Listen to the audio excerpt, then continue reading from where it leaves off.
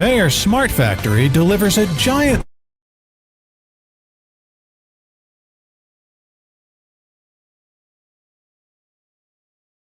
reduced. That makes customers worry-free, totally.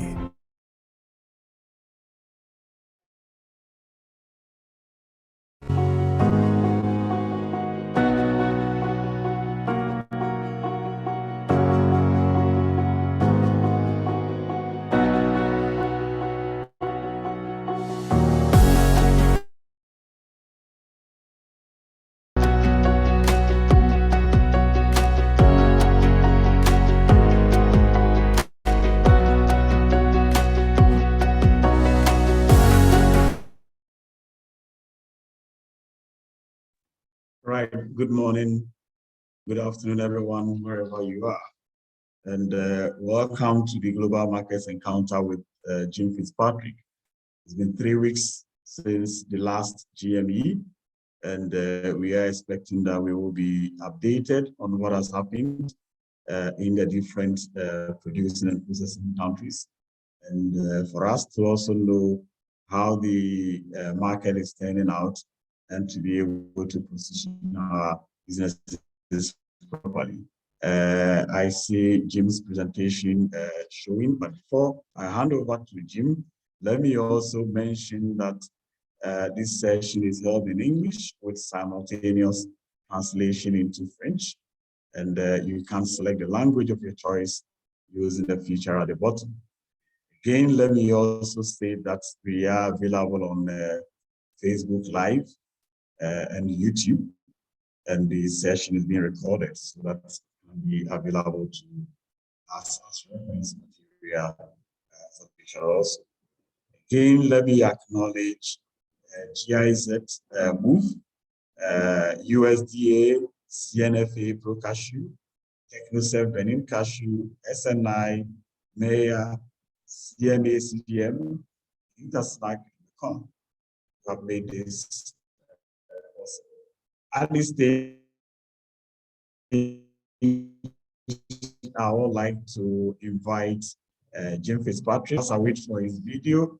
Hello, Jim, are you there? I'm here. Very good, Jim.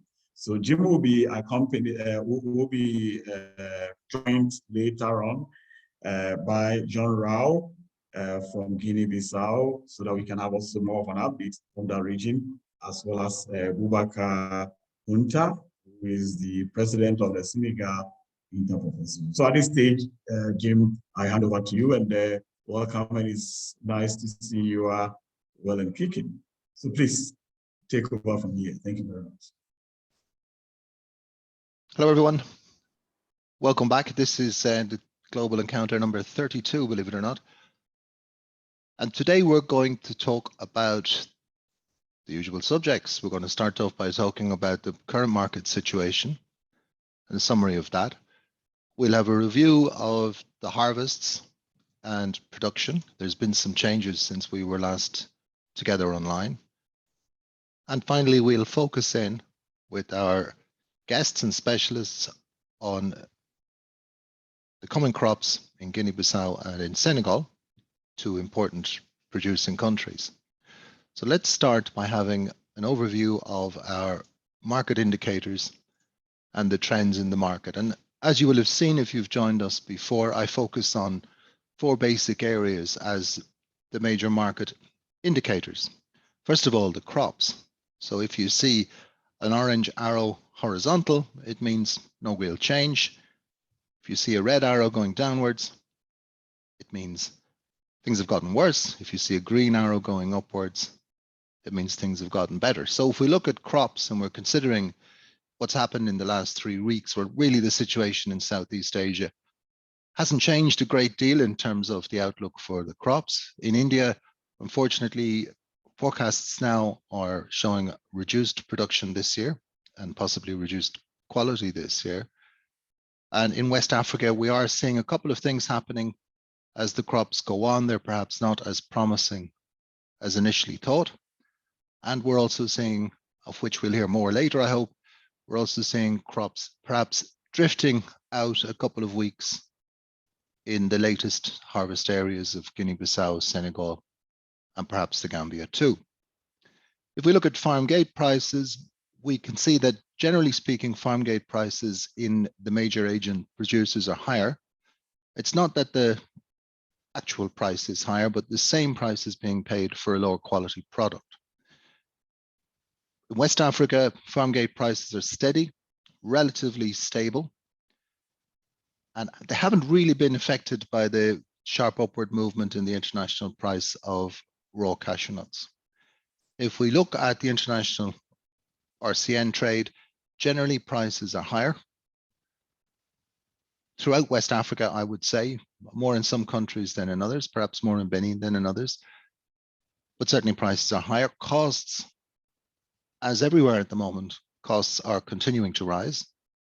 Freight and other costs are rising, and we have the complications of a very strong dollar at the moment too.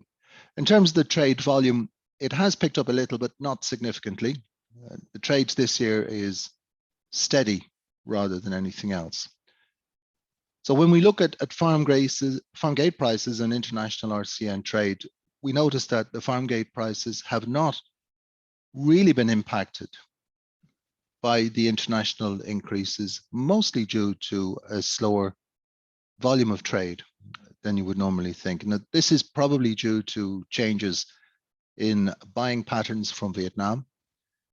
Perhaps some of those changes in strategy have been forced, and it's probably due to the fact that the increase in production in Cambodia seen in the last 2 to 3 years means that Vietnamese buyers can come a little bit later to the market.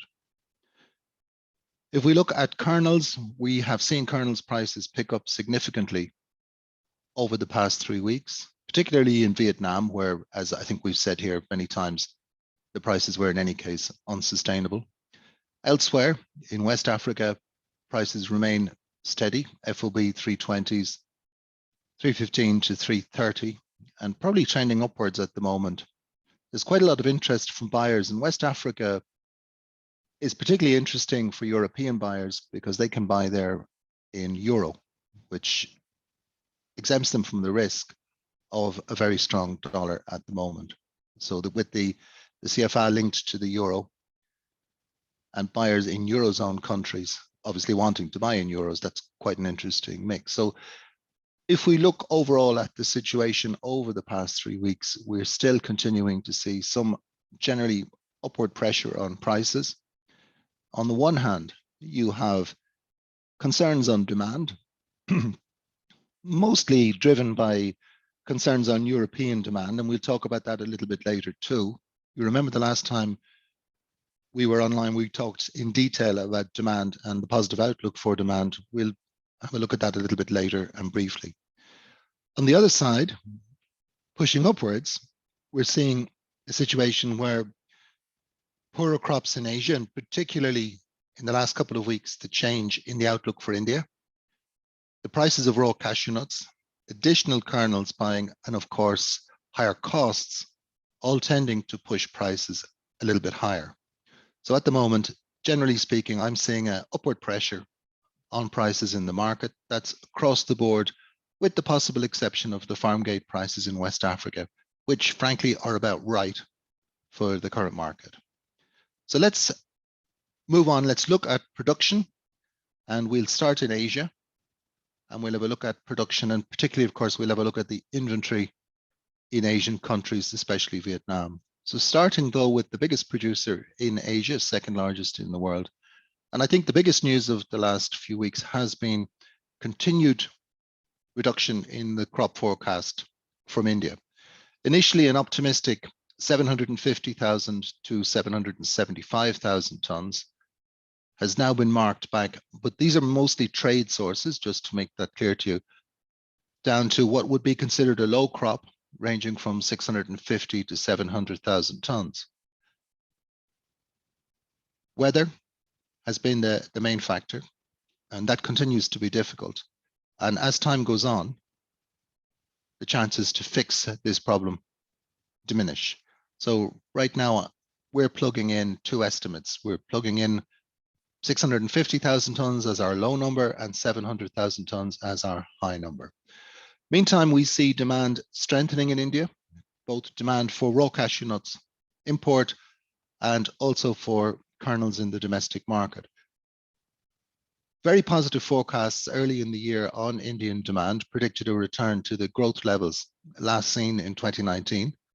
Optimism post-pandemic, talks of a lot of catching up to do in society, but it's not entirely convincing just yet.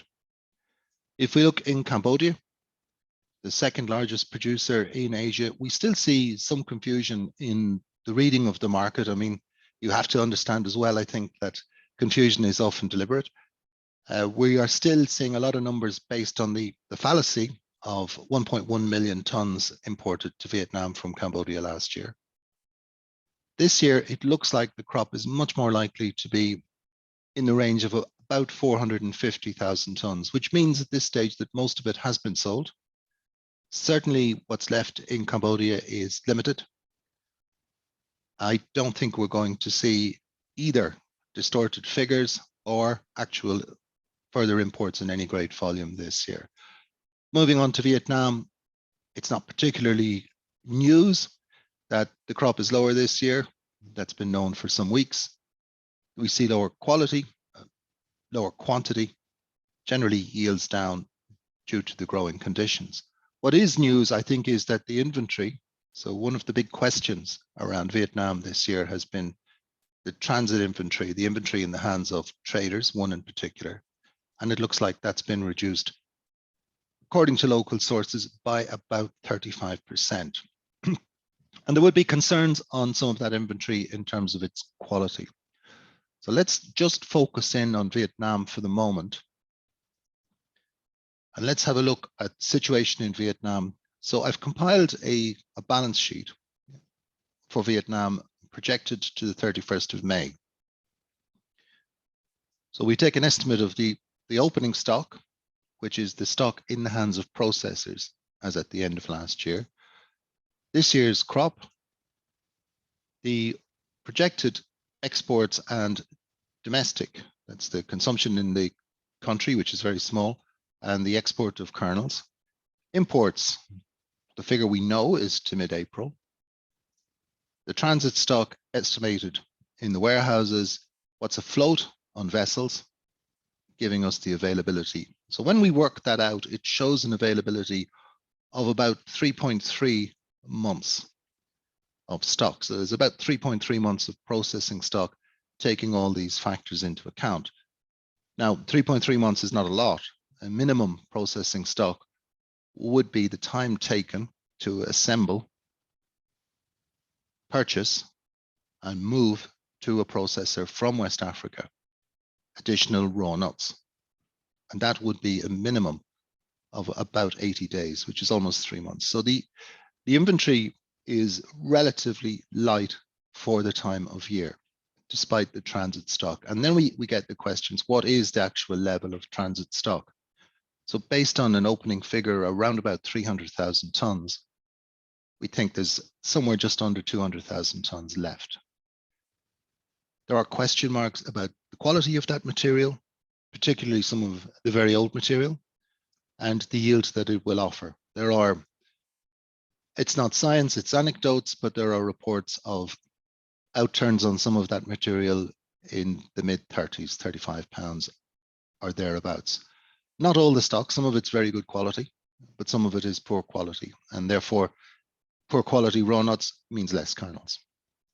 Looking at a float, I've used a figure of about 250,000 tons of shipped in afloat material, mostly from Côte d'Ivoire, of course.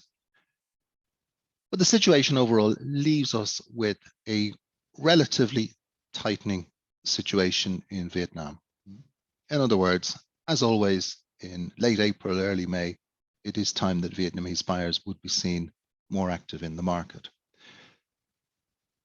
You'll notice that exports are down this year in Vietnam. Exports in the first quarter were down 5.7%. And if we look at that, we see a very clear reason, actually.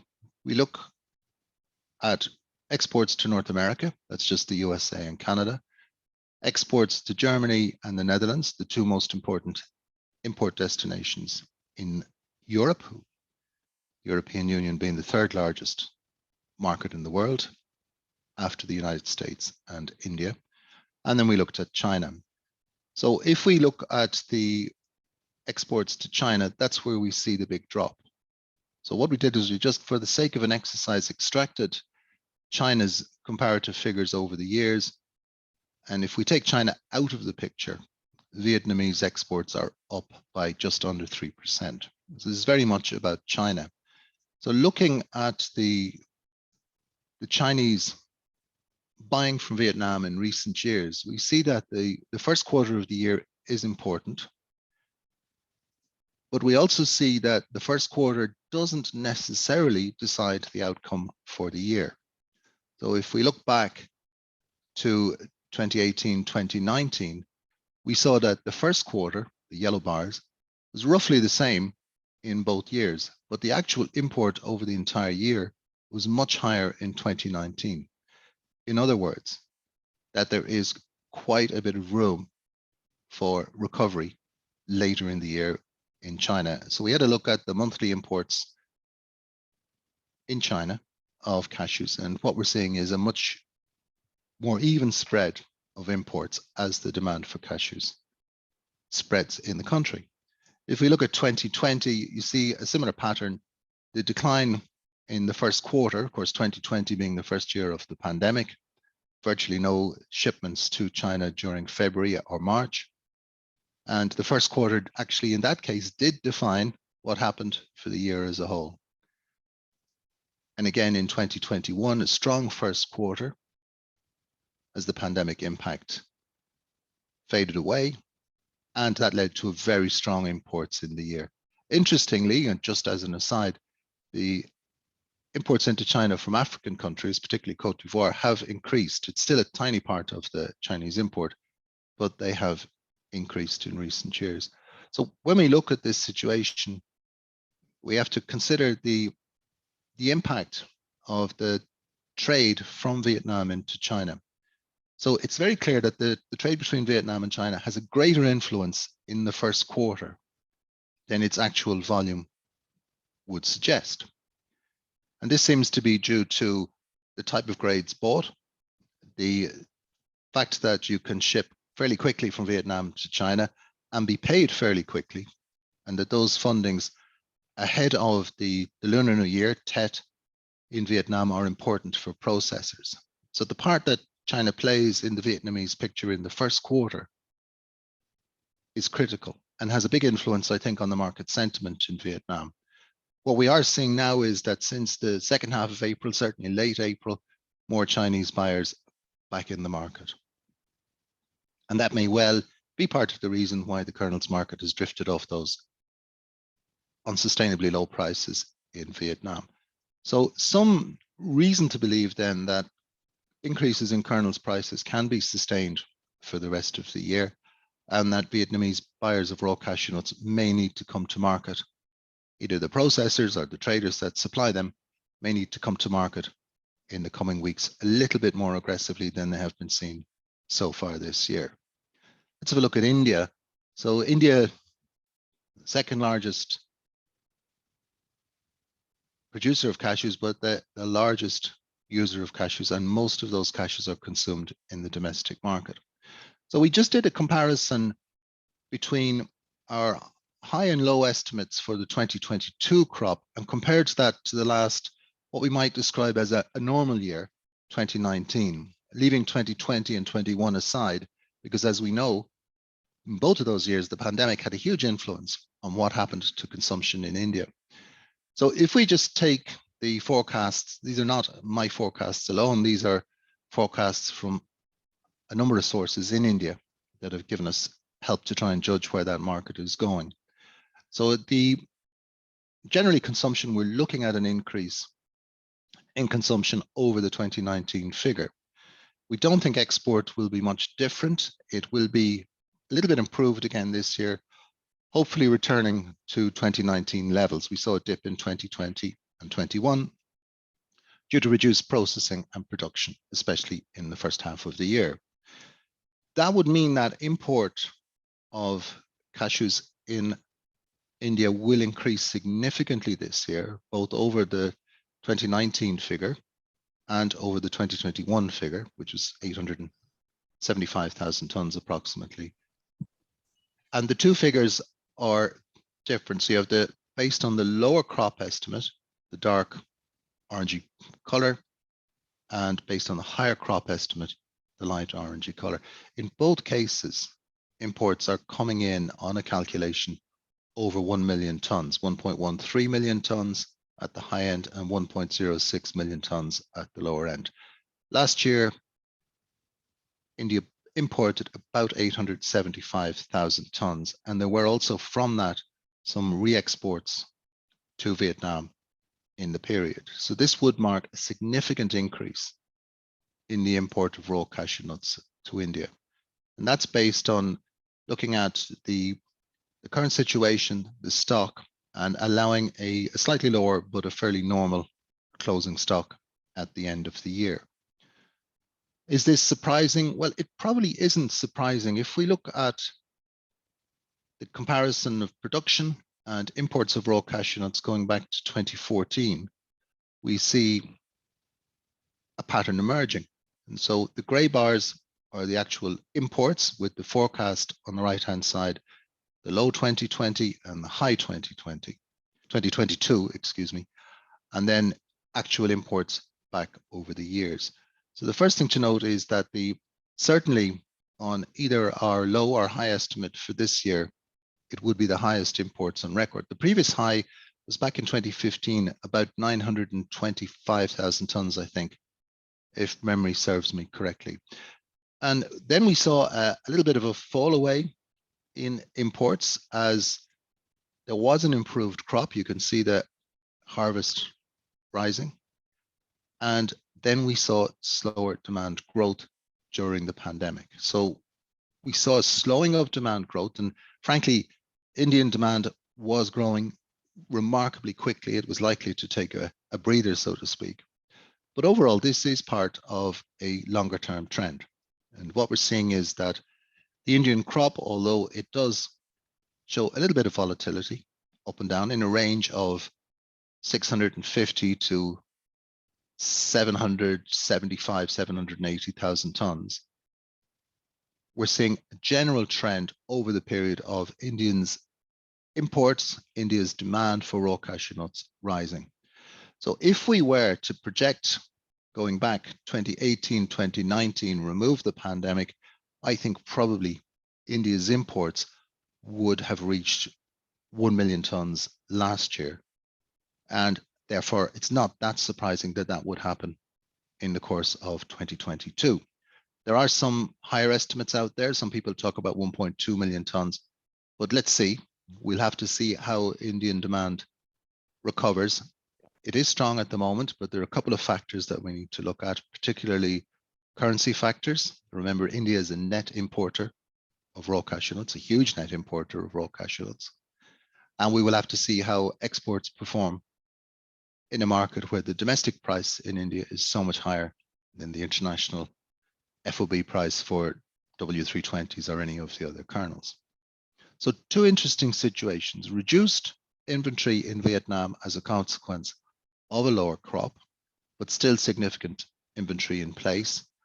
Not a situation where Vietnam is still looking at a surplus. You'll see some really incredibly high numbers estimated in Vietnam, but don't forget they're based on the fallacy of a 1 million ton crop in Cambodia in 2021, which is certainly not correct.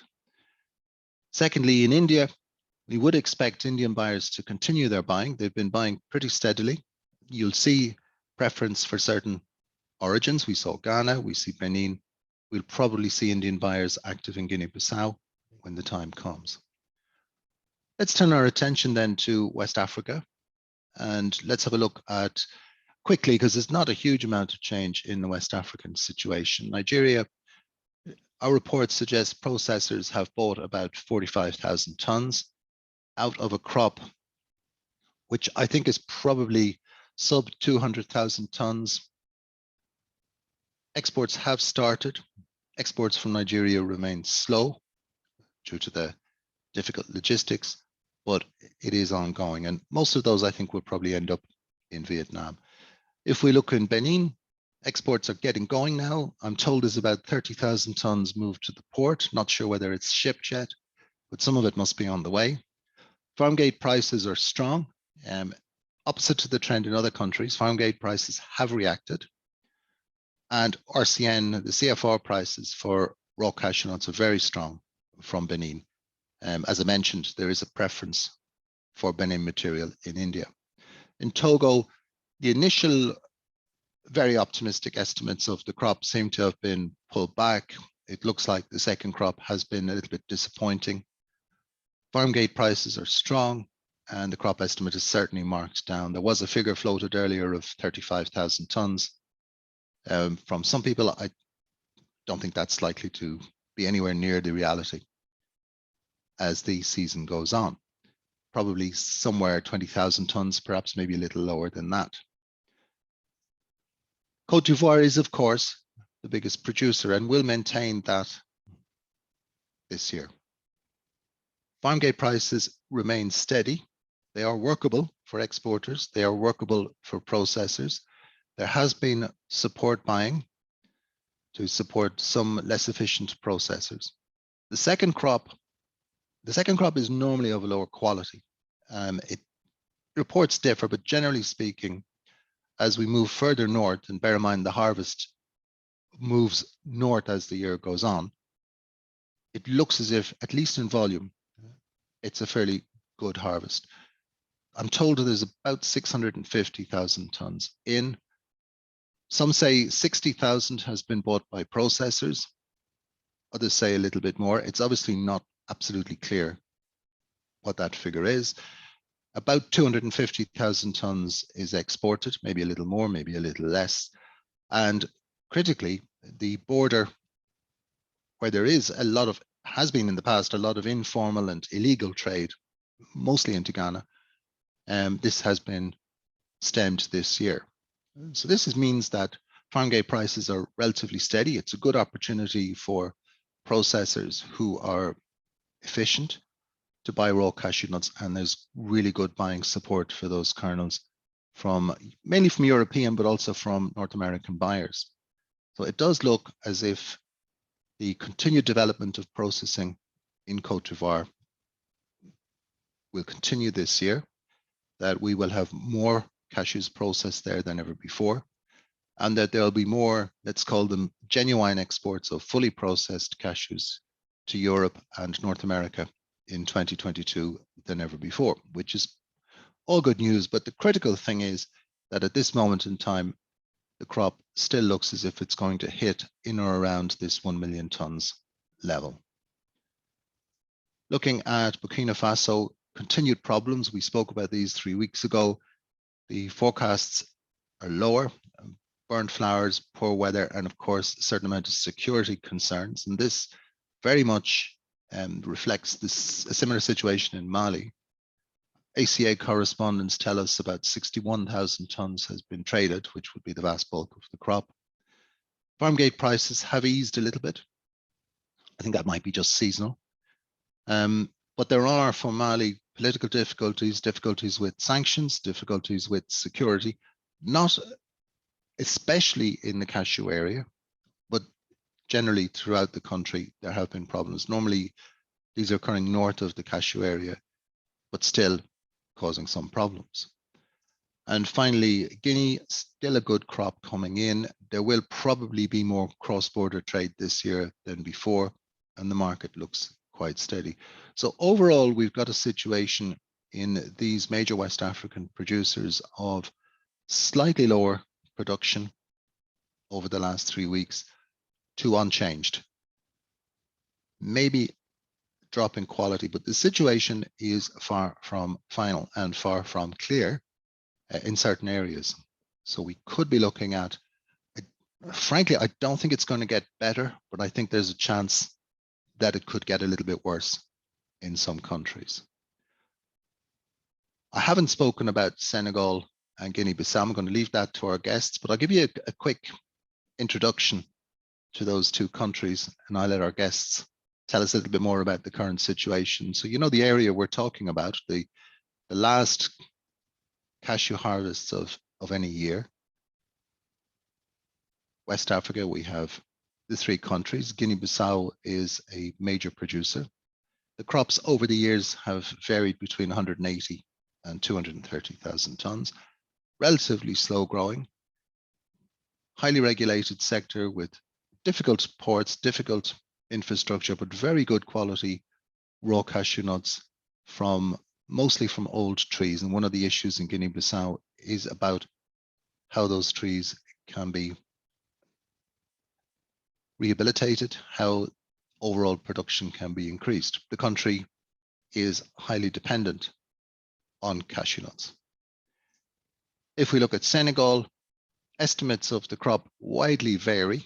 Difficult to make an accurate estimate because there is quite a bit of cross-border trade from Guinea-Bissau. The best figures we can come across are somewhere between 30 and 35,000 tons, but it is growing quickly. And these are very high quality raw cashew nuts, relatively low processing in the country. The Gambia, production estimates vary. We think it's about 12,000 tons, somewhere below 12,000 tons actually. Again, high quality products, new trees, and the future, a small market, but the future looks quite bright there. Key feature in this region is the cross-border trade.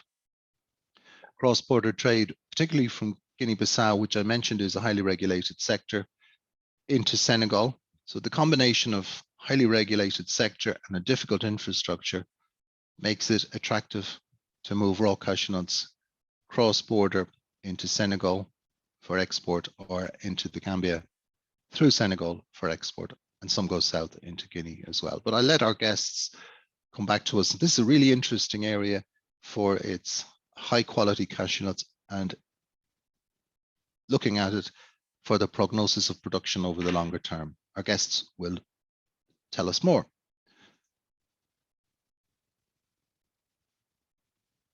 So overall then, let's have a look at how we see the global crop. And what we're seeing now, and I think we can say this with some certainty, is that we're seeing lower forecasts almost everywhere. It's certainly true in Vietnam and Cambodia, that's widely recognized. It looks like a factor in India. Now, bear in mind, India has a huge area growing cashews, widely spread to different parts of the country. So we will hear different reports from different parts of the country, but based on what we're hearing so far, we're marking down the forecast. West Africa too, we think that the crop will be lower than last year's crop. Now, last year was a very good crop, so we're not suggesting that there's a major problem, but what we are saying is that probably production is lower than last year, which would mean that it is still better than the previous year and the year before that. So generally positive trend in production in West Africa, just maybe some complications, weather and infrastructure this year. And I think that's maybe one of the key considerations when we look at West Africa, that when buyers come later to the market for raw cashew nuts in particular, when they come later to the market, it puts a strain on the infrastructure. It puts a strain on the preservation of the quality of the raw cashew nuts. If cashew nuts are left in villages, it's likely that they will have to be dried more than once. It's likely that there'll be rain. It's likely that they won't be properly stored. Often polypropylene bags are used instead of jute bags, and you can generally see a decline in quality. And that's a key concern. So you have the difficulty of, as buyers wait, probably to see their own situation develop, it means that they take the risk that the product they eventually receive will be of lower quality. And sometimes perhaps that's not very well understood by processors in Vietnam, I think. So a lower crop forecast almost everywhere this year. We know Indonesia, East Africa, and Brazil, that's a fact. We know Vietnam and Cambodia is just about a fact, and India and West Africa remains forecasts or estimates based on the current trends. Quick return to demand. We looked at demand in detail last time. Quick return and have a look at that. So looking at our major consuming regions, if we take North America, the European Union, and India, we have about 74% of world demand. So that's the place to focus on. Looking in Europe, at the moment, physical offtake is down a little bit. There is naturally, I think, something of a minor crisis of consumer confidence in the European Union. There is an increase in inflation due to higher energy costs, although the impact of that will alleviate. And I think what's important also to note is that European countries have remarkably reduced their dependence on Russian oil, for example, in recent weeks. Germany, as an example, has reduced its dependence on Russian oil to 12% only, from a figure of 35%. So that's really significant in terms of two things: the impact of the war in Ukraine, and secondly, as time goes on, consumer confidence. It has been the case in the past, as we discussed 3 weeks ago, that in times of economic downturn, snack foods have prospered.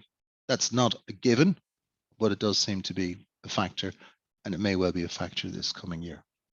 Moving to the world's largest consumer, India, what we're seeing is a big improvement on consumption in 2022. The outlook is more positive. We're seeing a certain catch-up.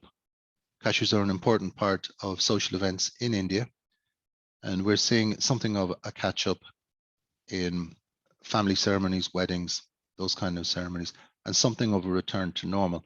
Now, if we see a return to normal, that would be a significant spike in demand over 2021 or 2020, when we had the impact of the pandemic. Current estimates of economic progress in India in 2032 remain quite positive. Big question mark would be the currency. So we've seen the rupee between 75 and 77. We saw it take a little bit of a dip on Monday. It looks at the moment, I think, that that's not going to really affect demand, that we will see improved demand in India this year. But we have to be careful. It is, after all, only May, and India has two peaks really: a minor peak at this time of year and in this quarter, and then a major peak when we get forward into September, October time. And those, we won't really know the outcome till we get toward the end of the year, but so far, so good, let's say. If we look at China, we have seen a surge in COVID restrictions in China, but we also see Chinese buyers back in the market. It's probably important to remember that, so China is a market of about 85,000 tons. It's about half the size of the Western European market. If we look at the influence of China in the market in the first quarter, it's very high, because there is a peak in consumption during that period. But its influence tends to wane as the year goes on, and as demand elsewhere kicks in. Europe, North America, peak demand is probably 6 months later than in China. Mid-year, imports mid-year tend to move up in preparation for those major festivals later in the year. In India, we see that peak I mentioned, usually in October. North America, certainly no currency impact in North America. The strong dollar has no negative impact on demand. Demand looks steady. You will see a lot of stories around. There are some short positions in the market. Generally, the North American market is quite price sensitive. Low prices, very low prices since last October, and low prices over the past 2 years have encouraged demand. And it seems to me as if demand, especially in the United States, will be strong again this year. If we were to see an impact, a negative impact, it's likely to be next year. So overall, when we look at this demand situation, we need to take into account what's happened in the past 3 or 4 years. Thinking about Europe, first of all, the European market's been growing dramatically. European consumption is up 37% since 2018. That's in terms of imports. If we look at how that happened. We saw 2 years of very strong growth, followed by last year, much slower growth. So it's not surprising at some point in time, we see a little slowing in that demand. So I think what's really important when you look at European demand is to compare back 3-4 years to get a real comparison on how demand is going. So even if we see a slowing of offtake right now, or in the last 2 months, if we compare that to where we were 3 years ago, it's quite a dramatic increase. So you can't keep growing at 17% per annum. And therefore you're bound to see a slowing in growth at a certain point. That doesn't mean that we're going to see lower consumption. It just means we may well see slower growth. North America, I think we're going to see quite, last year 9%, just over 9% growth in imports. Some of that was inventory. So we're looking into a year where we're still seeing growth. If you look at the shipments from Vietnam so far, up to the end of March, we have figures quite strong. So I'd expect that the US consumption of cashews will continue to grow. We've talked about India, we've talked about China, generally a positive picture. Just be careful when you look at this market, and be careful that rising prices of kernels may cause problems for some people. And they will tend to talk about things that confound that. So they'll talk about demand. It was too much supply, now it's too little demand. As usual in cashews, nothing is ever clear. So let's have a look at the outlook as we see it. We think that the buying opportunity that we've been talking about since the first of this year's online sessions back in March, we think that that opportunity is closing. We think that kernels prices are steadying up and that they will continue to do so. We've seen raw cashew nut prices rise quite sharply. We expect that businesses will continue to be quite cautious. There are increases in costs of a whole range of commodities, particularly cereals. And we think that there's question marks over consumers' confidence, particularly in Europe, but not necessarily elsewhere. If we look at crops, West African crops, we think that the crops in the countries that we're now expecting to start deliver, we'll hear more about that in a few moments, we think that they may be slipping a little bit later, which has an impact too. This year, 2022, I think that there will be reduced processing volumes in Vietnam. That means fewer kernels available. It may also place a question mark over the final demand for raw cashew nuts. Definitely the imports will be a little bit lower this year, but they could well be more like 2020 or even 2019, which would still be quite strong figures. The poor Indian crop, or the possibility of a poor Indian crop, I think is probably already factored into the market. And we've seen that in raw cashew nut prices internationally. The question is, how much will India need? Will it reach 1 million tons? Will it reach the 1.2 million tons that some people predict? That can be a big influence, particularly on those harvests in countries like Benin, like Guinea-Bissau, like Senegal, where Indian buyers like the quality of that product. And finally, there are some short positions in the market, and sadly, there'll be more short positions in the market as this kernels market moves up, and there'll be more short positions because there'll be defaults of contract. And when there are defaults of contract, it creates this double impact of not only buying because of need, but also buying contracts that aren't coming. And that takes two forms. It's simply replacing the contracts, but it's also renegotiating prices, sometimes doubling up in order to average prices. So keep a close eye on that. That's probably the only factor that can bring some real volatility into this market right now. Otherwise, most of the facts are known. We know where demand is. We know roughly where crops are. There's nothing at this point, we're early days of May, there's nothing likely to come into the market that could shock us in terms of the production in 2022. So generally speaking, we're looking at a steadying of the market, a progression in demand, perhaps not at the pace of the last 3 or 4 years, but we are in a period of demand growth.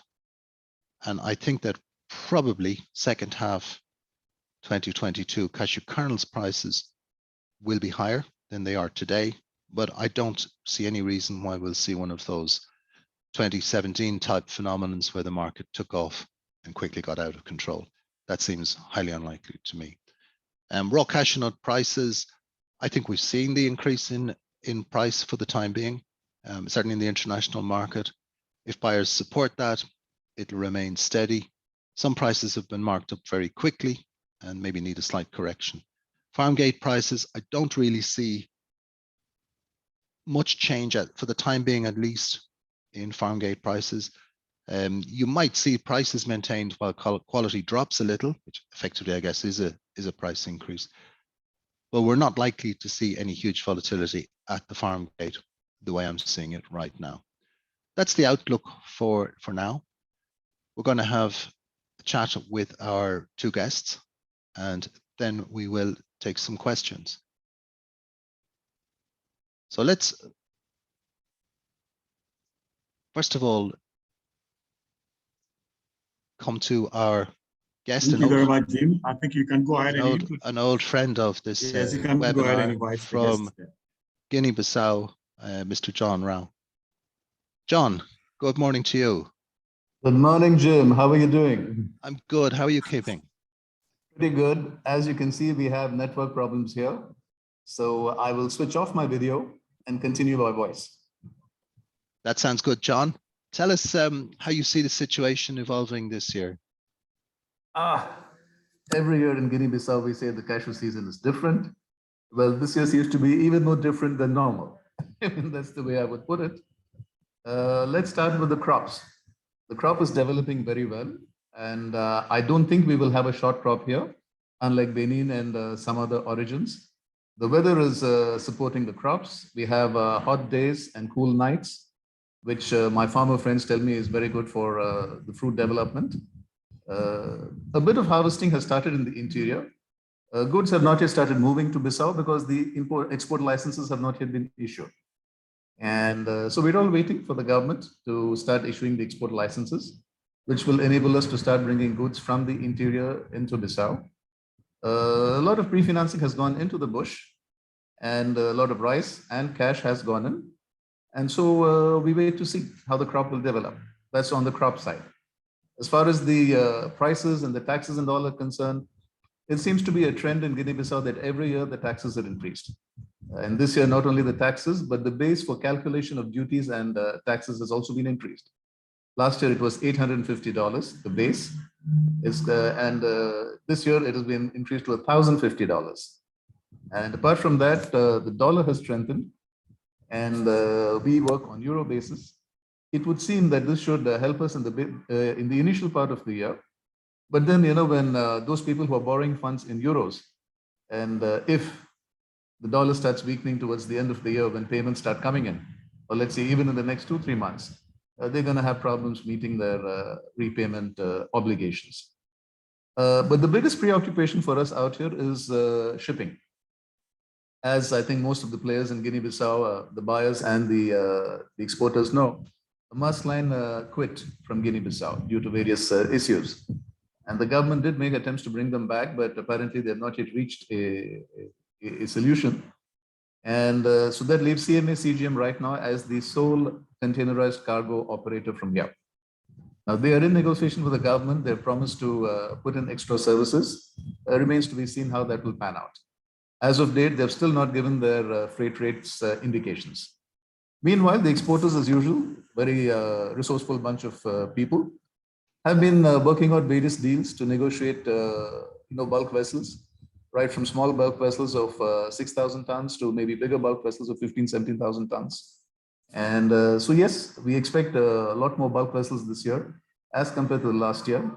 A few companies from Senegal have offered to do a feeder service from Bissau to Senegal, smaller quantities.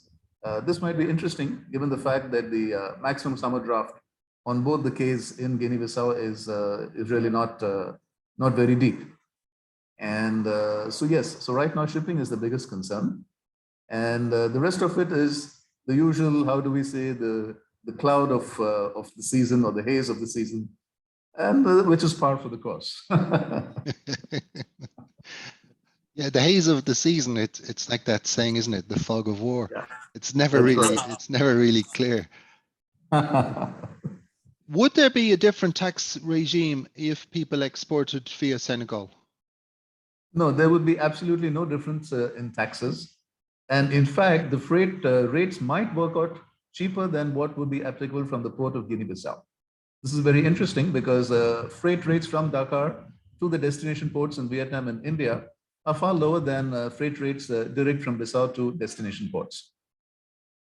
That is interesting. Mhm. And so that means you could load smaller feeder vessels, lower draft, quicker, I guess. In theory, that sounds very good. Practically speaking, even DP World, giant player, Mm, tried to put in a service last year, but they could not. We have our usual blockages maybe let me put it that way. We have our blockages in Guinea-Bissau, sure. which they were not able to overcome. But we hope that a lot, the smaller players will try to work out a solution. And so they will put in a feeder vessel. But these feeder vessels, again, there are two options. DP World gave us the option of bringing in empty boxes, loading in Bissau and taking them back to Dakar for reshipment, which is a very clean operation, very nice operation. The other vessels will be taking cashew in bulk from Guinea-Bissau and will load into containers in Dakar. This would entail maybe somebody going in from this side to supervise the loading and stuff. The experience last year was not very positive for people who used this option last year. So yeah, there are pros and cons to each solution. I'd imagine buyers would prefer that the containers would be stuffed in Bissau. Absolutely. I mean, there are so many factors, right? Mixing Yeah. of goods, quality, losses, damages, so many issues. The issue Absolutely. with bulk shipments, Jim, this year, like I was talking to a friend, I mean, if CMA CGM does increase their services, they have been pushing hard with the government to get priority in berthing. As you know, there are 2 Ks out here in Bissau. Mhm. The smaller K has a summer draft of 6.5 meters, which really is a theoretical figure because it hasn't been dredged in many years. And so there's been a lot of silting. So practically speaking, maybe we should work it around a figure of 4.5 meters. So this means, you can't even load, if you bring a bigger vessel, you can't even load 1,000 tons on the smaller K. You have to come back to the bigger K.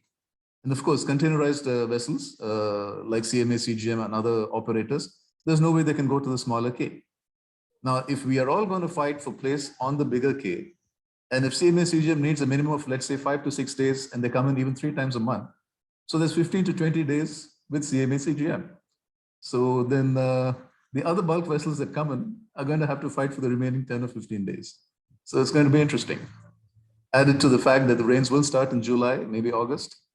And so let's see how it develops. Yeah, as always, interesting is a nice word to use in this case. But I must say, I've often thought that some work in the port, there's a lot of promised aid and investment in Guinea-Bissau. It often seems to me that if you could improve the port, it would enhance the cash flow of the sector, particularly this year, remove some of the currency risk for exporters, and could have a very positive impact in terms of competition within the port. And it would be really good to see that. And if you could get that draft back to 6.5 meters, that could change the picture quite a lot. I think that would be a great first step. There have been so many other proposals also. The feeder port, about 40 kilometers from here, the secondary port at Buba. We have a lot of good plans out here. Why do they not get executed is a topic for discussion in the evenings, I noticed that not only the tax, but the basis for calculation has increased. That's quite a significant increase. We estimate about a $50 increase over last year. That makes a big difference. And do you think, I often wonder when I see these tax increases and I see governments, forgive me for using this word, but tampering with the market. I often think that ends up back essentially at the farm gate. I mean, is there evidence that buyers of RCN in Vietnam and in India are prepared to pay higher prices this year covering these tax increases? There is a lot of resistance to price increases this year. I mean, I'm hearing of contracts in the range of $1,200 to $1,300 right now, and which is actually not a workable price for exporters, because we are getting, the bush price has already gone up to about 350, 375 CFR, which means the Bissau price will be not less than 450 to 500 CFR, the Weybridge price when the Weybridge opens. If you take that into consideration, then, and if you take financing cost into consideration, and the fact that, we might be holding goods for a long time this year before we get the chance to ship. I mean, it doesn't really cover the costs, and we just about break even with that. And if prices go further, we're all sitting at the casino table right now. Yeah, I mean, those buying ideas seem a little bit low compared to the rest of the market. Yes. Yeah, but you must remember the tax component is very high in Guinea-Bissau. Yes. About 130 to 140 CFR. Compared to that, Senegal has practically nothing. Guinea-Conakry, I think about $11 or $12. And Gambia also has practically nothing. Yeah, so again, we may see border trade, in inverted commas, a feature this year. This is an interesting factor. In fact, we were all quite surprised that the exports from the port touched 235,000 tons last year. And we estimate another 40,000 tons went across the border, which means the crop size has increased last year. And this year we expect no significant increase, but of course we expect no decrease in crop size as compared to, let's say, the other origins. So that's very good. It seems like a lot of new planting, a lot of new trees have started maturing, coming to age. So that is a positive sign out here. And the other factor is that Senegal seems to be very consistent in its policy of trying to develop the port of Ziguinchor. Mm-hmm. And so even the Senegalese exporters, my friend who's from Senegal, I'm sure he will tell you, they have been strictly stopped from sending their goods either to the port of Banjul or even to the port of Dakar by road. I mean, the Senegalese are taking this very seriously. Of course, the Senegalese being good businessmen, they turn a blind eye to goods that come in across the border from Guinea-Bissau into Casamas. But goods going out from there, they're very particular about that. So yes, there's not much smuggling happening from Senegal into Gambia as before. Of course, a little bit will happen across the borders. That cannot be stopped. But, and the port of Gambia's figures bear it out. I mean, they used to export up to 80, 90,000 tons earlier, significantly down to about 40,000 tons nowadays. That's so, right. It's very clear in the Banjul figures. Yeah. And now the interesting problem is the port of Ziguinchor has a similar problem to the port of Guinea-Bissau, to the port of Bissau, in that they have a low summer draft. And so the vessels that carry the containers to Dakar, max they can load maybe about 170 boxes on each vessel. So the exporters there, I was talking to somebody just last night, and he was saying, look, if I need to export 100 boxes, I'll probably get an allocation of 5 or 10 boxes on each vessel. So he says, you do the math and tell me how much time it's going to take me to export my cargo from here. And cost, of course, in financing and storing product. That's right. Speaking of Senegal, thank you, John. We're going to come back to you, I guess, I'm sure with some comments and questions. I'd like to come to our guest from Senegal and to welcome him. He hasn't been with us before. Baboucar Kounta, good morning to you.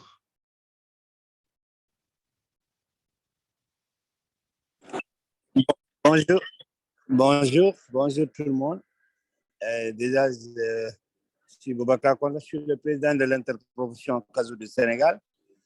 Et je m'excuse du bruit qui sera derrière parce que actuellement je suis en Italie au forum de McFruit. Donc, je suis obligé de faire l'exposé à partir de là. Je suis parti d'une délégation du ministère du Commerce, de l'Agriculture pour assister à ce salon au nom de l'interprofession. Donc, je m'excuse du bruit que vous allez entendre tout au long de mon intervention.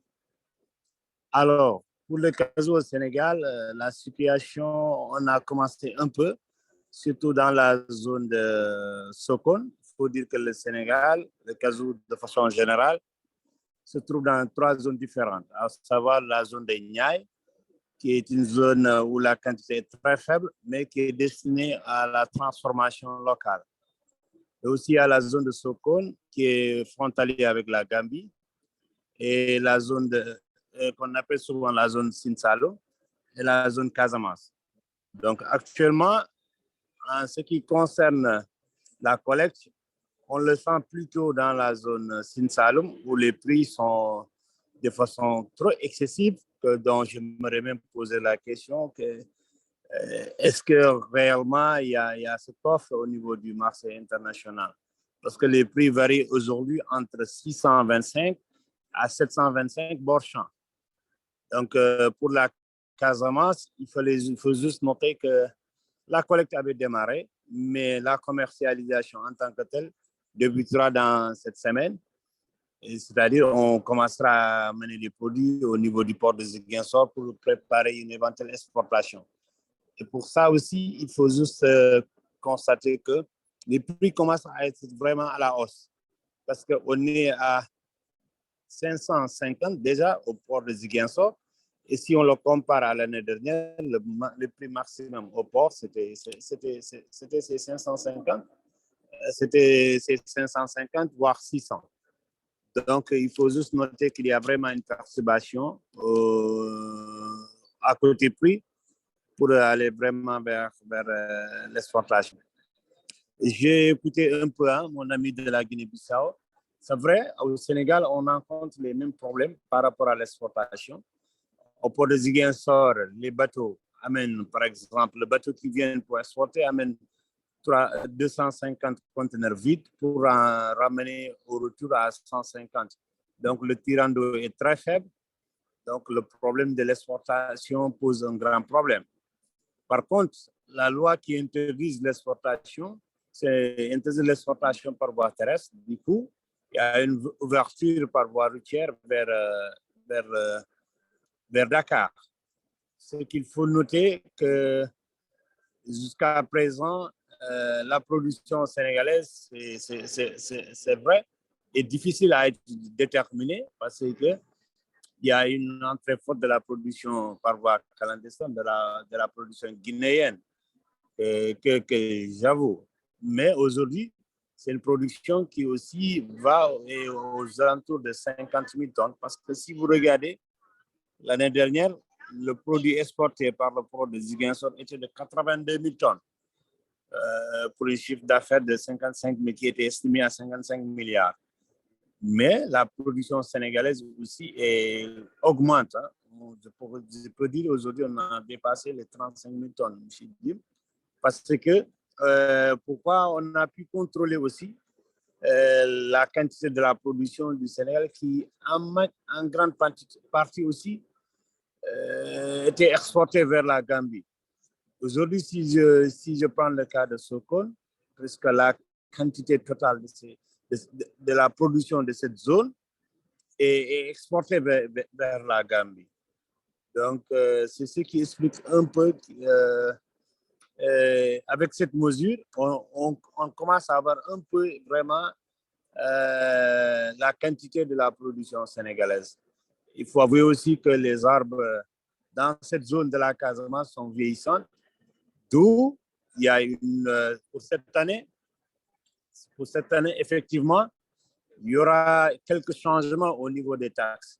Il y aura une taxe à l'export qui sera de 15 francs. Et aussi, il y aura des agréments pour l'exportation. Il y aura des agréments pour l'exportation, même aussi des cautions pour être exportateur au niveau du Sénégal. Bon, c'est des mesures qui ne sont pas encore publiques, mais qui sont vraiment en train d'être prises. Et une partie de ces mesures, à savoir la taxe de l'exportation, l'agrément sera vraiment appliqué pour cette présente campagne. En grosso modo, c'est ça que je veux vraiment ramasser et dire que depuis 2021, le Sénégal a une interprofession qui est Cashew du Sénégal, reconnue par l'État du Sénégal, qui est l'interlocuteur officiel de l'État, mais aussi qui est l'interlocuteur auprès des partenaires et des projets qui interviennent dans l'ANECAR. C'est ça que je veux vraiment présenter. Et s'il y a des questions, on va essayer de répondre. Merci. Merci beaucoup, Babakar. So we see a very interesting situation evolving as described in Senegal, increasing production, certainly a better controlled situation, some lack of clarity as Mr. Babakar mentioned, and as John mentioned, the cross-border trade from Guinea-Bissau still has a big influence. Interestingly, we see early season high farm gate prices. Senegalese cashew nuts are very high quality, but prices of 655, 655 CFA, compared, for example, to what we're seeing in Guinea-Bissau. John mentioned 375. These are big prices, as Babakar pointed out. We're also seeing evolving support for the sector. So it's clear that in this region, with a crop in Guinea-Bissau that could be as high as 265,000 tons, based on export, formal and informal, and with increasing production in Senegal from a base estimated around about 50,000 tons, these areas are becoming more and more important in terms of their supply of high quality cashew nuts to the international market. But as both our speakers have told us and explained it very clearly, the logistics challenges are there, and it's clearly in both ports there's significant logistical challenges. So thank you to both our speakers, and I think what we'll do now is we'll ask Ernest to let us know if there are any questions. But before I do that, John, I see your hand raised. Would you like to add something? Yeah, Jim, I'd just like to clarify that 350, 375 is the prix bord de champ. That means the price in the bush. Okay, Yes. and there are a lot of taxes the government has put on the farmers and the intermediaries, and there is the cost of transport and the commission paid to the intermediaries. So what we normally calculate as our base, what would we call the port price, export price in Abidjan, is what we call the ex-weighbridge price in Bissau. And that would be 75 to 100 CFA higher than the bush price. So we're talking prices of maybe 450 to 475 ex-weighbridge in Guinea-Bissau, in Bissau. So that would mean prices, in order to make this work this season, exporters need prices significantly above that $1,300 that you mentioned as a buyer idea earlier on. Yes, they do. Okay, and probably justifiable given some of the prices we're seeing for Benin material and other West African origins at the moment. And certainly based on the farm gate price mentioned by Babakar in Senegal, it looks as if we're looking at a rather steady season in terms of prices in the region. I agree. Our only concern is that even last year, prices started off, prices went up very high, very quickly, and then dropped. And that is a concern, which led to, very sadly, a renegotiation of some contracts towards the end. And but that's a fact of life nowadays. Yeah, but a highly disruptive factor for the market as a whole in terms of raw cashew nuts and in terms of kernels. This so-called renegotiation, better described as contract default, is highly disruptive in these markets. Let us have a look and see what questions or comments, and I'll pass you to Ernest. Thank you. Thank you very much, Jim. And thank you very much also, John and Boubacar. Boubacar, congratulations for the formation of the Senegal's interprofession to really help drive the sector in Senegal. There are a number of questions here, and there are based on 4 regions or countries. So we have the Guinea-Bissau, Senegal area. We also have questions on India, China, and Brazil. So I'm going to go in that order. So first of all, for John, I know that there was a question asking you to clarify the taxes, which you have done. But then as a follow-up question on that one, the point is that who is bearing these tax increases? Is it something that is being pushed to the farmer?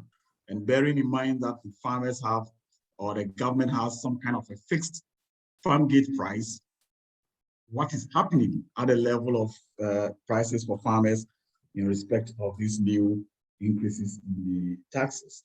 So I think I'll pause on that, and then once you answer, then I come with the next one. So John, please, you had my question.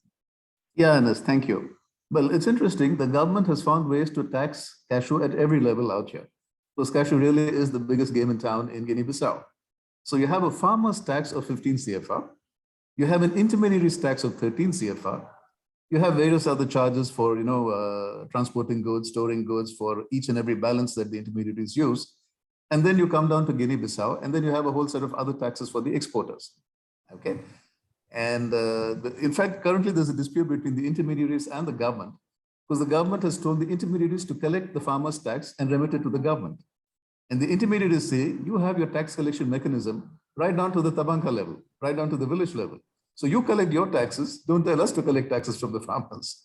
So you see, this is how it plays out in terms of the different taxes. How does this impact the overall picture? In the first instance, of course, it is we, the exporters, who are going to have to pay for it because we buy the goods. But ultimately, the international price for cashew moves up and down based on various other factors. It definitely does not move up and down based on the tax structure of Guinea-Bissau. So very clearly, if the taxes are increased in Guinea-Bissau, at some stage, it will have an impact on the price paid to the farmer, meaning the farmer's price will go down. And this is just the way the market works.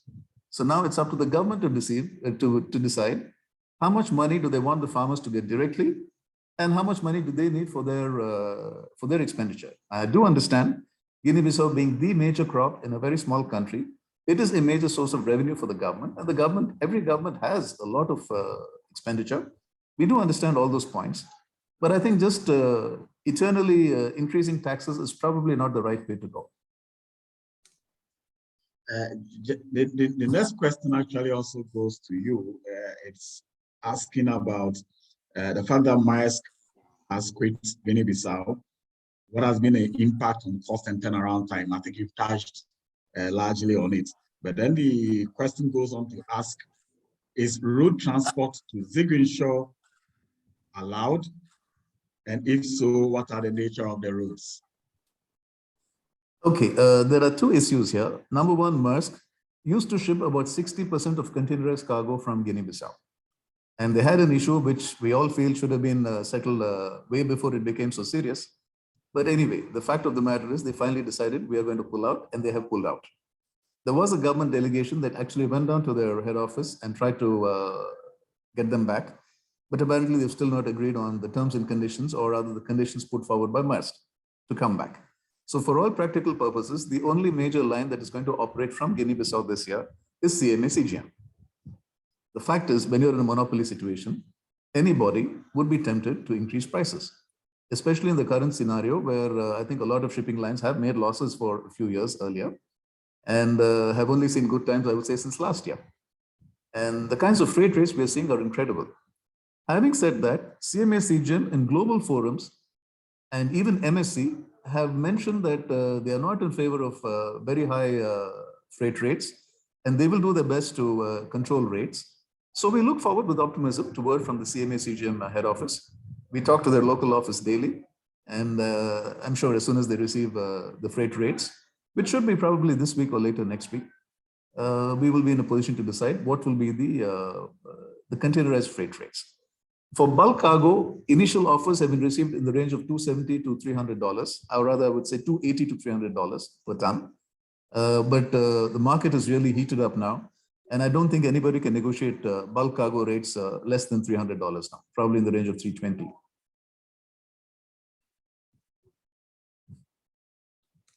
Ernest? Thank you very much, John.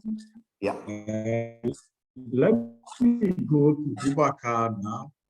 Boubacar, if you are still on, if you can hear me, you talked about export taxes to be introduced, that there is this kind of a discussion. And then also I don't know whether it's possible for you to address the any rates are already being mentioned, and what kind of process, consultative process, I guess, is being used to arrive at that export tax. Again, is the government going to introduce minimum farm gate prices for Senegal? So the question is more about the export tax. How is it going to be done? Is there any mention already of any rates? And then secondly, you are talking about prices rising, whether there is any farm gate price, so that people can also look at it in the context of the rising prices.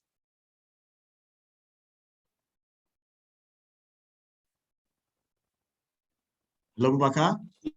Bon, oui, oui, si j'ai bien compris la question, c'est de savoir est-ce que le fait qu'il y a la taxe, est-ce qu'il y a un prix borchant? Si j'ai bien compris la question.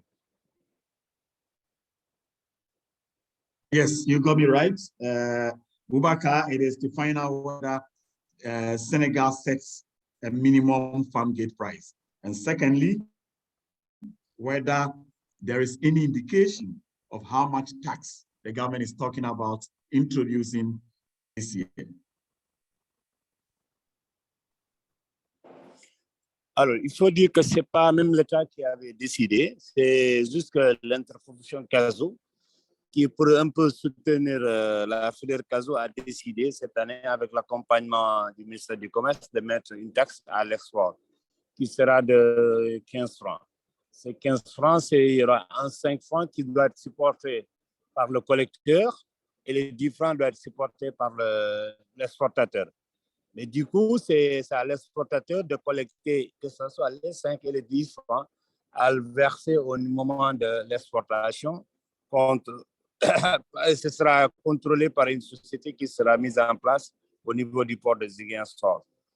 Par contre, le prix borchant, le Sénégal, pour l'instant, on n'a pas une idée clairement de pouvoir mettre en place un prix borchant. Par contre, il y a un prix indicateur, donc un prix conseillé qui est toujours communiqué chez les producteurs. Ça veut dire que cette année, le prix borchant qui est communiqué, c'est le prix de 500 francs. Maintenant, ce n'est pas un prix plancher, c'est un prix indicateur qui permettra aux producteurs d'avoir une idée de vendre son produit. Et par contre, il y aura des prix, ce prix borchant permet, avec l'introduction du système de récépissé d'entrepôt qui est présent chez les producteurs jusqu'à l'exportateur, de guider les banques à avoir une idée du prix du cashew sénégalais. Mais il n'y a pas un prix, vraiment. Thank you very much. Okay, thank you very much, Boubacar. The last question on the region is for John. The question is that we heard from Boubacar the fact that the government in Senegal is looking at introducing programs to address the issue of age increase in Senegal. And we know it is also a big issue in Guinea-Bissau. And so the question is there any government program being mentioned in Guinea-Bissau to improve cashew production, especially farm programs for age increase, whether there is any mention of that? Ernest, I have not heard of any major government programs to increase the cropping area and stuff like that. Having said that, about 93% of the cashew farms in Guinea-Bissau are small holdings, about 3 acres, 3 to 5 acres. And a lot of NGOs have become active in this sector.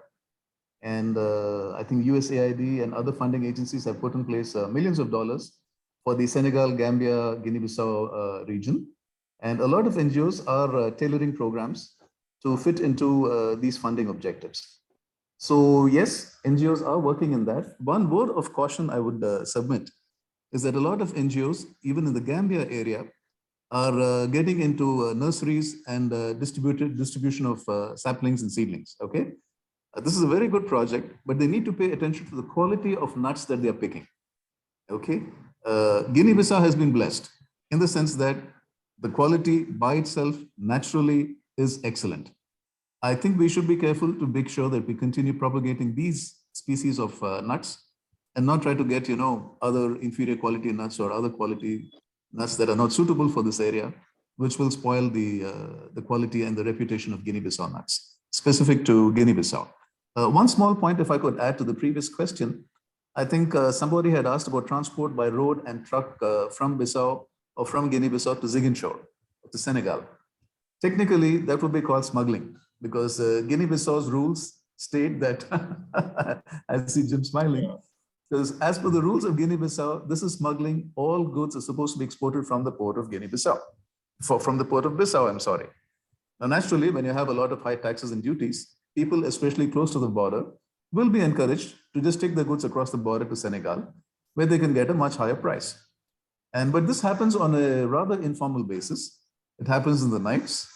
In fact, for those of you who'd like to participate in some adventures, it's done on donkey back, on bicycles, deep in the night, little paths, not on the main roads.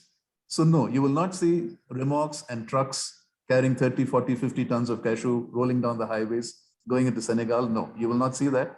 But yes, a significant amount of cashew, estimated about 40,000 tons, does cross the borders every year. Thank you very much, John.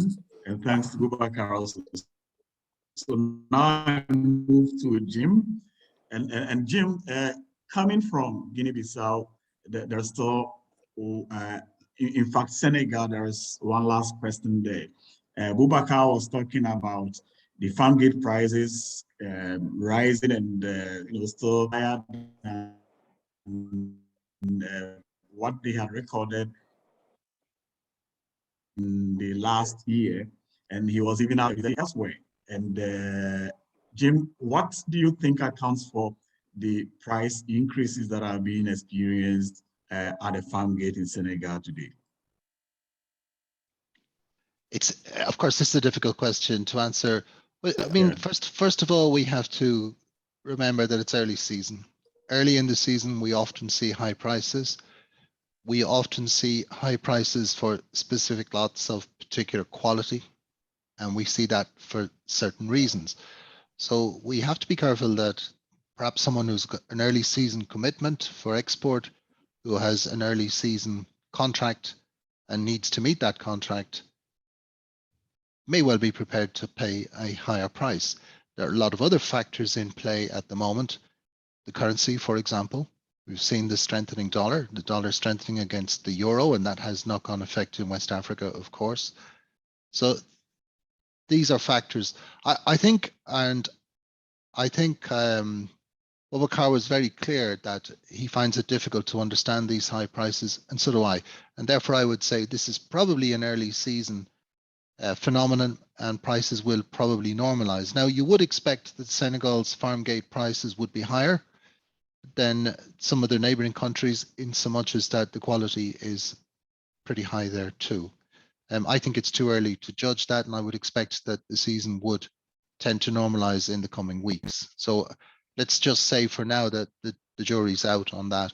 Also, there'll be an influence of smuggling and the kind of adventures that John so well described in the movement of product in from Guinea-Bissau. That has an impact. And this is one of the issues. I mean, we see informal trade, we see smuggling, we see it from Nigeria into Benin, we see it from Benin, we see it from Cote d'Ivoire into Ghana, into Burkina, and we see it all around the region that we've been focusing on today. And this has an impact. It has an impact on business. It's usually the result of one of two things, often the combination. Firstly, a high tax regime country neighboring a low tax regime country. And secondly, difficulties in logistics, in moving product from certain regions to ports. So the actual natural port might actually be in another country. And if you've got differences in tax regimes between the two, you're bound to see some smuggling in that case. And that has an impact. Interestingly, the impact can be positive at the farm gate in that it can increase prices, but it can be negative generally for the trade. And this is, if you listen to our discussion this morning, this subject of regulation of the sectors, and especially differences in regulation between countries, is a subject that we keep coming back to in each one of our webinars, and you'll see it in a lot of studies, that the differences in regulation, the differences in structures between markets that share land borders has a huge impact on pricing and a huge impact on the prospects for the sectors, and governments, we would wish that governments would take that into account when they make their policies. Thank you very much, Jim. And now we move to India. There are a number of questions here. How much is Vietnam exporting kernels to India? So probably how much kernels are exported from Vietnam to India? And then the other question on India is how much Burma kernels are moving from Africa to India? And then I think finally, how would you factor in the significant drop in processing during first 4 months in India in terms of RCN quantity? Isn't that a huge volume? So these three set of questions on India, if you could address them. Okay, none of them easy. Well, on the first one, yes, there are exports from Vietnam to India. There are exports officially, which are in, I think it's in the region of about 3,000 tons. Bear in mind that India is a very highly protected market. The Indian market is high import duty on cashew kernels, and the government has chosen to protect their national processing in that way. Otherwise, it's likely that there will be much more flow of kernels from Vietnam into India. There probably, and you see this occasionally surfacing in the press, there probably is some illegal trade into India as well. A few years ago, we saw that rise sharply, but I think it's much more under control today. There was a lot of pressure from processors and the processors associations in India to control the illegal import of kernels. But again, you see this subject we've been mentioning, high taxes are a temptation for illegal activity, and thus there's bound to be some. But I think if we look formally, you're looking at about 3,000 tons. I think I stand to be corrected on that, but that's the figure in my mind from last year. On the Burma kernels issue, I've got to say, I think that the whole Burma kernels trade is highly negative for the African processing development.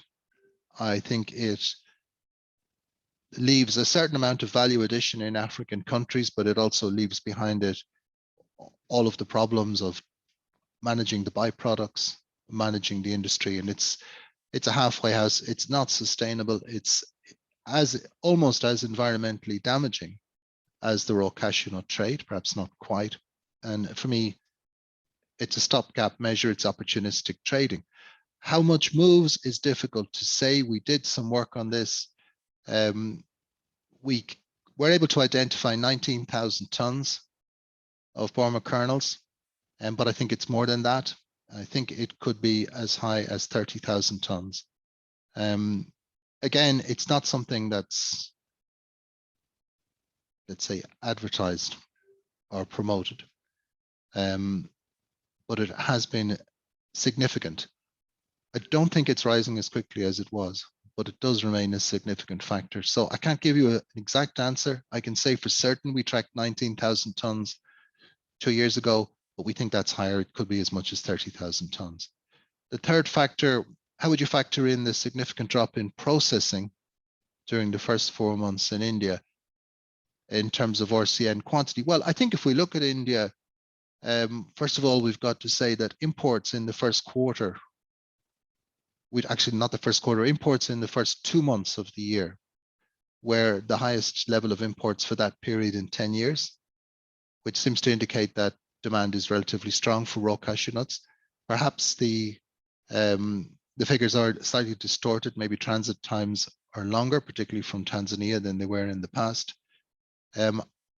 On the basis of what we see, I think we can conclude that processors in India are under some pressure. High cost raw material, the tough times last year and the year before, these are all taken a factor. But at the starting point of this year, taking into account an opening stock estimated in the region of about 80,000 tons of RCN unsold. Imports for the first 2 months, for which we have figures, and we have anecdotal figures for the quarter, it looks like imports were relatively strong. The market tells us, based on prices and based on activity, that a drop in processing in India in the first quarter probably hasn't had the effect that would have been expected. On the other hand, we're not seeing significantly rising prices for kernels, at least not for the main whole grades in India, which would suggest that the market is at some form of equilibrium. I think at the moment we have to be quite careful, and the value of raw cashew nuts in West Africa is in play, so to speak. Many people are looking at this situation and wondering just where they can get the best value. And we're seeing a lot of factors thrown in. At this moment in time, the outlook for India from this point onwards, I think, looks quite positive. But I also think that the dependence on imported raw cashew nuts has been growing, and that will continue in 2022. Thank you very much, Jim. And now we move to China. The presentation is showing that China accounts for 85,000 tons of kernel consumption, and that is for 2021. And then we are seeing that the Q1 2021 to Q1 2022 drop in kernel exports from Vietnam to China was alone 60,000 metric tons. So here the person is saying this is really significant. And if you could dive into what actually drives consumption in China, and to explain how this can impact on the sector in the coming months. China has become an important consumer. There's no doubt about that. Chinese imports have been rising. I think the growth rate is just over 7% per annum over the last 5 years. It's significant. The Chinese market is naturally, when you look at the map, dominated by supplies from Vietnam. In China, we have growing consumption of almost everything. And we see huge growth in trade from countries in Southeast Asia, Cambodia, Thailand, Vietnam in particular, but also Laos. And we also see growing trade from Myanmar into China on a whole range of items, including cashew nuts. So the dynamics of the trade are, first of all, we've got to say that China is quite a price-sensitive market, and it will be impacted by price. The last 3 years have been hugely impacted by the COVID-19 pandemic, as we know. This year, in the first quarter, based on Vietnamese shipments, we've seen a drop. I think the drop is 58% in shipments from Vietnam to China. However, the point I was trying to make in the course of our webinar was that the first quarter is important, and it's important because you have Chinese New Year, the biggest festival of the year, and that's followed by the Spring Festival. So it is very important. And unlike other markets in China, when that demand is gone, it's gone. It doesn't catch up. You have the Chinese New Year, and then you have month by month the rest of the year. So when we see a situation where demand is rising rapidly, sometimes if there's a fall in demand in the first quarter, it can be made up later in the year. But in the last 2 years, that hasn't happened. And therefore, I think that when we look at the growth in the Chinese market, we have to consider the 9 months of the year, the second 9 months of the year, rather than the first quarter. So what we're seeing in China is greater interest in snack foods, greater interest in tree nuts. We're seeing an increase in healthy eating patterns. And if you look at Chinese imports of tree nuts, which would include cashew nuts, but also a whole range of other tree nuts, in the first quarter of 2022, by value, Chinese imports are up by 30%, which is really very strong. And that indicates strong consumer trends on tree nuts. Therefore, I think that for the rest of the year, we should probably, assuming, as seems to be the case, that the COVID-19 outbreak is under control, and bear in mind they have a a zero COVID policy in China, so we see very severe lockdowns very quickly. The outlook for tree nuts remains very positive, based on very similar factors to those found in Europe or lately in the United States.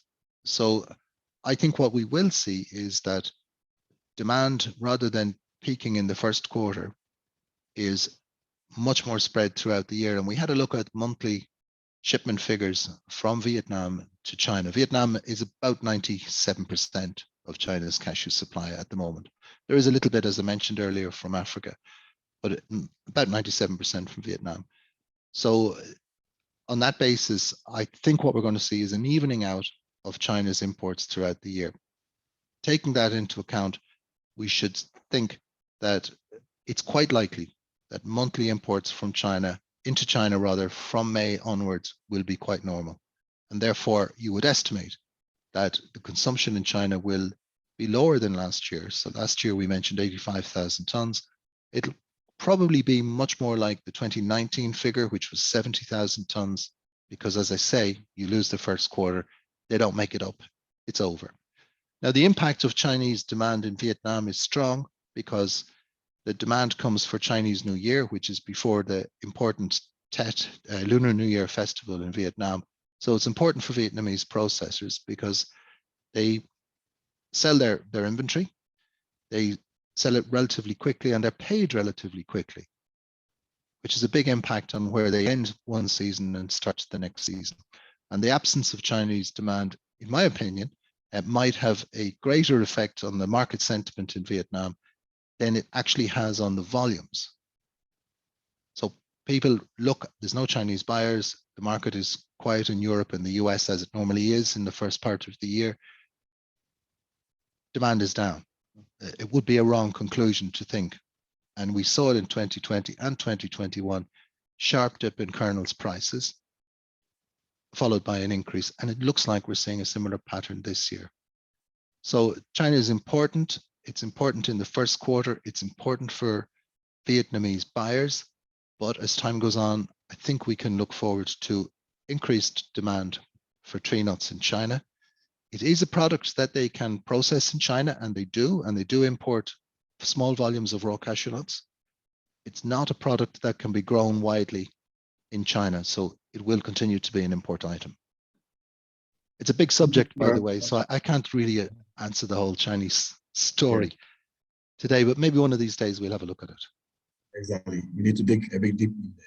Now let's move to Brazil, where it seems there is no information coming on Brazil, and they seem to be out of contention. The question is, how significant is Brazilian production and processing to the global situation today? Is it that everything being produced there is being processed and then probably being consumed, and as a result, they have no role at all in the global cashew situation or scenario? So if you can clarify that, because it seems for a bit of a while we haven't touched on Brazil and how their activities impact on the global situation in terms of cashew. Well, it would not be correct to say that Brazil is insignificant. Of course, it is a significant origin. So I think that firstly, we should say that Brazilian production of cashew nuts has declined dramatically. Figures, I think this year, somewhere around about 125,000 tons of raw cashew nuts. That figure was at one point as high as 480,000 tons, I believe, going back, but it's fallen away significantly. And of course, as it's fallen away, so too has processing fallen away. Why? The question I suppose that might be asked is that why hasn't Brazil resorted to the import of large volumes of raw cashew nuts? And we've seen a couple of factors there. First of all, it's not easy to import raw cashew nuts into Brazil. Secondly, the structure of the Brazilian industry was developed along the lines of a relatively low cost raw material, large Brazilian cashew nuts, and not ideally suited to the import of West African cashew nuts, for example. Although we did see that at certain points. It peaked in the early part of the last decade at around about, I think around about 60,000 tons one year was the maximum That's faded away. Brazil now is continuing to be an important processor. It supplies the European market. It supplies the North American market with food safe, high quality cashew kernels from mechanized plants. But the number of plants has been severely reduced. I think the operating plants now is, I think it's 4, but I stand to be corrected on that. And that peaked, the average figure was about 15, and there were more plants than that at one stage. Brazilian cashews are known for their sophisticated processing, but it's generally a process that's very Brazilian. It's much more industrial, and it's very much high cost of processing, higher levels of wages, needs a lower cost raw material. And that has caused the Brazilian industry, for the time being at least, and to reverse. And there doesn't seem at this moment in time to be any change in that. But to say Brazil is insignificant wouldn't be correct. Brazil is still a significant exporter of kernels. All Brazilian cashew nuts are shelled in Brazil. It's a significant exporter of cashew kernels to Europe and to the United States. Thank you very much, Jim. And the last country is Ghana. The questioner wants to know whether the Ghana analysis can be included. And I will also want to say that in the last GME, we had talked about a second crop coming in Ghana. What is the situation like, if you can quickly add some analysis on Ghana? Well, we talk about Ghana every GME. We didn't talk Yeah. this time because there's not so much new information to offer. What I can say to you in Ghana is that this year the crop looks that it's been pretty good. It was traded early. Ghanaian raw cashew nuts are favored by Indian buyers. Usually the quality is high and the price is high. And a lot of the Ghanaian material has already been shipped. Of course, Ghana is a growing in terms of its cashew production, and the government has put in place a regulatory body and has put in place a minimum farm gate price. But this year, farm gate prices were way in excess of the minimum. Ghana is also, as I think everyone knows, a very important transit country for the export of raw cashew nuts.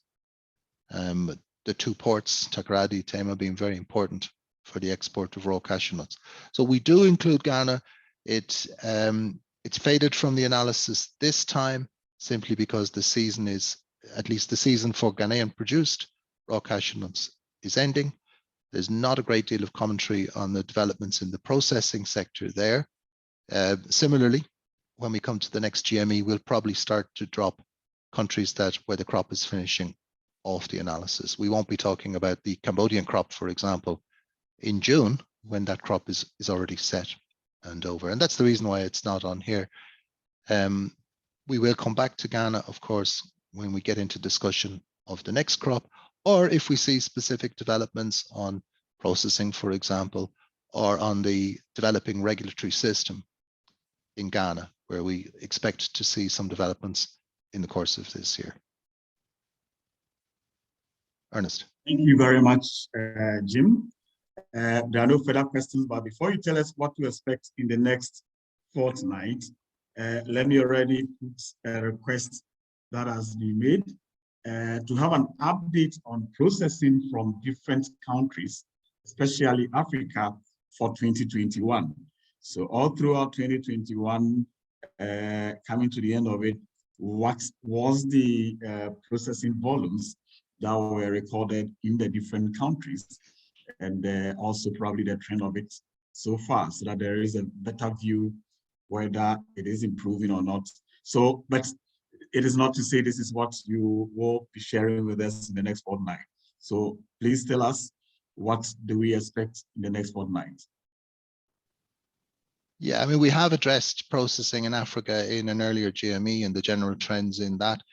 We do offer, if anyone's interested, we do offer detailed services, surveys, analysis of processing, production, and all kinds of other aspects of the cashew sector if you want to really dig deeply into this. Over the next couple of weeks, we're going to be closely watching the kernels market to see if buyers enter the kernels market. We're going to be closely keeping an eye on the calendar, especially in relation to Vietnamese buying of raw cashew nuts. We'll be looking to see, I mentioned about 3.3 months stock. We'll be looking to see if Vietnamese buyers become a little bit more active in the market, or if the traders that supply them do. We'll be very closely looking at demand in India, and we'll be updating on all of those subjects when we come back to talk to you again in 2 weeks. And we will have a look at processing in Africa. I'll go back to those slides that we talked about in one of our earlier GMEs this year. And we will have a little look at processing. It's quite a good idea to do that. Again, generally a positive picture. We'll come back and have a look at that briefly in 2 weeks. I think you could see in the next 2 weeks changes in the market that could essentially determine the trajectory of the market for the rest of the year. I think we will see some further price increases in kernels. I think we will see a relatively steady raw cashew nut market, but I don't expect huge moves in raw cashew nut prices. I would say it is a market to be careful in. Don't be short in this market. Prices still, especially on kernels, look relatively low compared to recent years. One needs to be careful on that. Other things I'd like to talk about in the coming weeks are niche markets, organic cashew kernels, fair trade cashew kernels, and the opportunity in those, particularly with a focus on African processors. But for now, I'd like to extend my thanks to John Rao from Guinea-Bissau and Boubacar Quante from Senegal. Thank you for your really excellent contributions today. And from me, I wish you a great week and look forward to talking to you again in 2 weeks. Thanks very much indeed. Our greatest appreciation to you, Jim Fitzpatrick, also to John and Boubacar and our cherished participants. And thank you very much for being with us. And at this stage, I hand you over to Blessing Ocam to give us whatever information is there. Blessing? Yes, Ernest, I'm here. Thank you. Yes, please take over from here. Yes, please. Thank you very much. And thank you, Jim, also for another successful session of the ACA Global Markets Encounter. We are much grateful to our guests, John and Boubacar, for joining us today, and of course to the audience who joined us as well. A special appreciation to our sponsors and partners, GIZ, USDA, SNI, Intersnack, MEA, Mekong, CMA, among many others. Kindly note that the next session of the Global Market Encounter with Jim Fitzpatrick will be on the 18th of May. So on the 18th of May, we'll be coming your way again. We would also like to inform you of the 16th ACA Annual Cashew Conference, which will be held from the 12th to the 16th of September in Abuja, Nigeria. Mark your calendars. And to come your way again next 2 weeks, please do stay safe. Bye-bye.